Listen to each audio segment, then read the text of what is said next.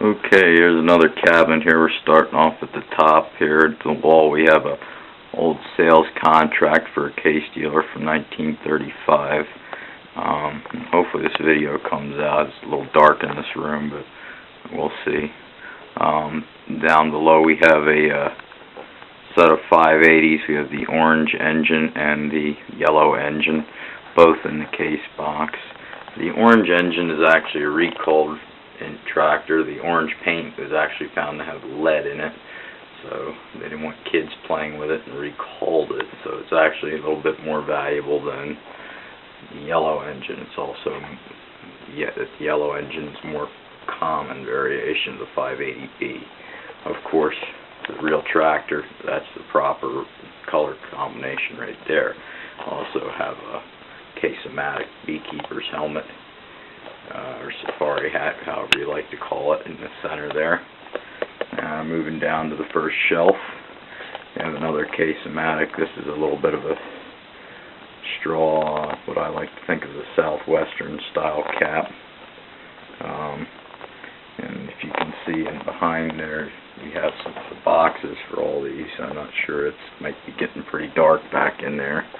And then there's a Esca wagon there with the metal wheels on it, along with the SC that has fenders. They both have the fancier style boxes, if you can see them back there. And then there's the box on the side with the rain gauge leaning up against it for the manure spreader. Pretty common. We have a couple of these manure spreaders, and this should have the bar up above here. They think this was bought, one that came out of the Esca factory the other year, and they probably just got broken sitting in the boxes over the years. There's some memorabilia in these cabinets as well, so we tend to cram things wherever we can. There's a case fly swatter from a dealer up in here. There's a little memo book, a key fob, and along with a pin and the rain gauge. Move down here, we have 930, 1030 variations, and if we move along, we'll try and shoot along the side here. We have an HO model case truck that's never been put together. So we go around the front again. There's some rain gauges in here and a bottle cap holder with the paper.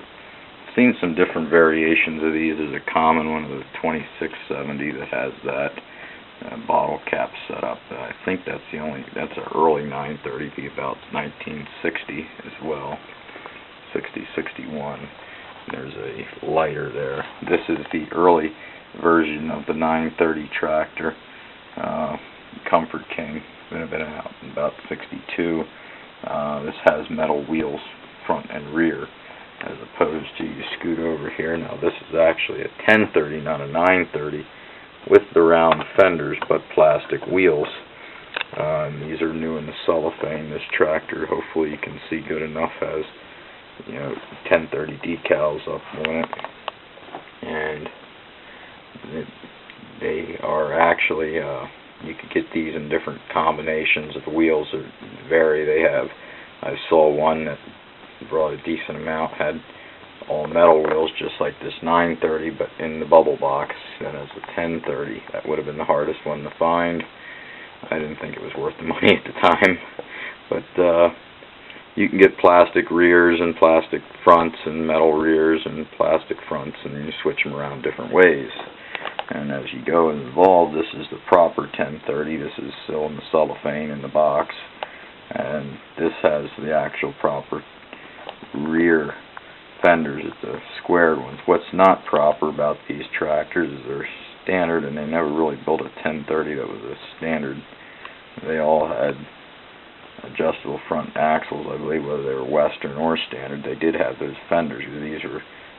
These models were modeled after the 6-speed tractors, so they're not 100% correct, but it served a purpose for Ertl. And we have in front here is a tire pump. This is one you take the spark plug out and you put the pump in a spark plug hole, and you can air up your tire right off the tractor engine. And you have another fly swatter and a 300 matchbook and And pens, we got lots of pens and pencils. There's a box of matches from a Case dealer down here, along with a Case barge wagon done by, I believe these were done by True Scale. No, these were Ertl. I don't think they were True Scale. Ertl would be correct. And there's a 400 mil matchbook there and some dealer decals. I don't know where these are from. These are from a dealer called Hessenthaler Implement in Davis. Let's see. Davis, Illinois, yes. And bullet pencil.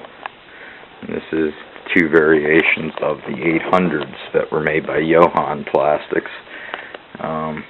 This one here is the no number variation. I believe this is actually a little bit more uncommon. It seems like they're less common or harder to find. This one here, you notice, has the numbers up on the front. It says 800. They're both Case-O-Matic. This is a salesman's book here for the Case-O-Matic feature when it first came out. And there's a pencil there. It says J.I. Case Company, Rock Island, Illinois. I kind of believe that that's not a dealer, and that might have actually been out of the Rock Island plant. Not 100% on that. But this wagon back in here, you notice this has die-cast rims. This is a newer one. This one has plastic rims, but it's loaded with all the matchbooks. And there's more bullet pencils. We drop down a shelf, getting into 70 series tractors now. We start out with a 1070, and this is the early 1070. There's spindle variations. If you start looking at these tractors, the spindle up front behind the wheel there actually changed. Lighter. There was lighter when they were earlier. That is a small spindle tractor right there. The small spindle variation with the Agri King 1070 as opposed to the 451 cube decal on the hood. Then we move on, and this one's a little bit harder to come by nowadays. And this is a golden demonstrator. This is the earlier of the two demonstrators. There's an interesting story from Ertl that came out with these. There's some entrepreneurial individuals that later got a hold of some boxes and actually ran off a run of these tractors later in years after production had already been ceased. So there are two different variations. I'm not sure if that has anything to do with it or whether that's coincidental. The variation has to do with that panel that's over the top of this, like where the fuel filters is on the real tractor. This one has a Desert Sunset panel. There is one with a black side panel. The last chance I had to buy one of those, the box was too rough and I didn't really want it. The 1070 over here is a little bit more common. The Black Knight, you can find these, get a couple of them auctioned off every year, it seems. And they've increased in price, but not quite as much as the other. The 1070 and the Golden Demo seem to be the higher sought after model as far as what they will bring. We have some memorabilia again down in here, tags from Rockford, Illinois. Rockford Works. It might have been put on equipment for some reason when it left the factory. There's a 430, 530 keychain with some advertising on it. It tells you features of the tractors. We parted out a baler, and I kept the serial plate off a 230 baler there the other year. And here's a set of retaining ring pliers.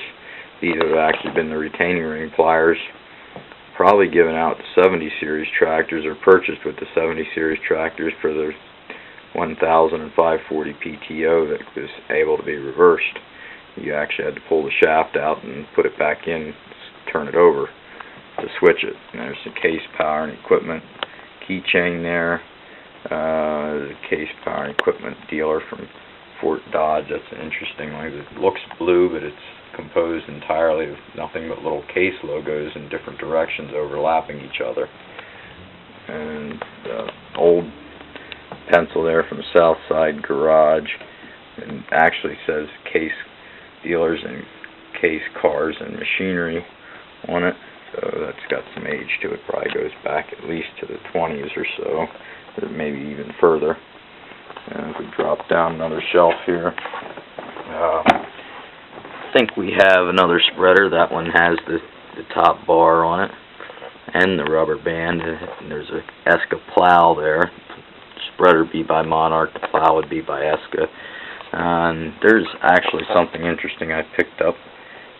European item for David Brown case.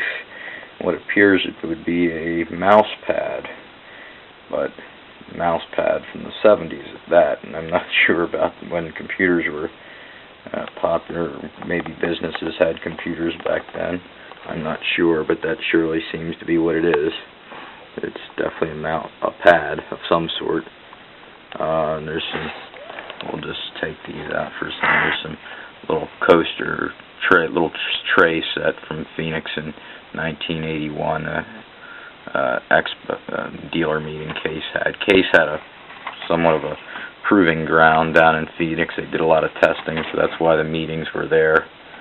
Another pencil down there, and this is more of a cowboy style Case-O-Matic hat there.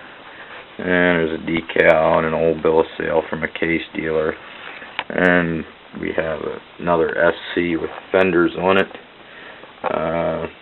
So we've got a couple of those.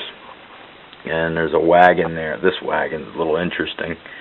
It has a rubber wheels. It's an earlier Esca wagon. I think the body of the wagon, I'm not sure. I think there's something on that that's brass.